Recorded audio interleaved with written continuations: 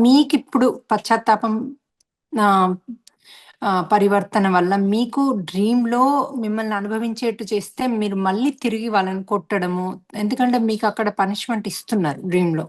Okay. వాళ్ళు మిమ్మల్ని కట్టేసి కొట్టడమో, ఇలాంటివి ఏదో చేస్తున్నారు. నెక్ పైన కొట్టడమో ఏదో అయింది గదా! అక్కడ. సో, అది మీకు చేస్తారు. చేసినప్పుడు మీరు పూర్తి సరెండర్‌తో సారీ చెప్తూ థాంక్ యూ చెప్పుకోండి. సరెండరెన్స్ ఉండాలి. ఇంకోటి వాళ్ళకి ఏ చైతన్యం అయితే మిమ్మల్ని కొడుతోందో అప్పటి చైతన్యం, వాళ్ళకి బుద్ధి చెప్పాలి. అంటే ఇది తప్పు మీరు చేసేది అన్నది చెప్పాలి. అది చాలా ఇంపార్టెంట్. అది కనుక మీరు చెప్పి, మీరు శరణాగతులుంటే డ్రీమ్‌లో మీకక్కడే రిలీజ్ అయిపోతది. మీరు దాన్ని అనుభవించాల్సిన అవసరం లేదు. 4పీ కూడా కూర్చొని చేసుకోవాల్సిన అవసరం లేదు. ఎందుకంటే ఇన్ని రోజులు చేసుకుంటున్నారు కాబట్టి, మీరు ఆ స్థితిలో ఉన్నారు కాబట్టి వాళ్ళు థాంక్ యూ. సో, వాళ్ళు అక్కడే రిలీజ్ చేస్తారు. ఏది డ్రీమ్‌లోనే. నంబర్ 1 అది. అంటే కొడితే కొట్టించుకోవాలంటాం గదా! వాళ్ళని అలో చేయండి చేయడం. పరిగెత్తొద్దు. ఆహ్, తిట్టొద్దు, కొట్టొద్దు వాళ్ళని. కొడితే మళ్ళీ మీరు యాడ్ చేసుకుంటారు కర్మని.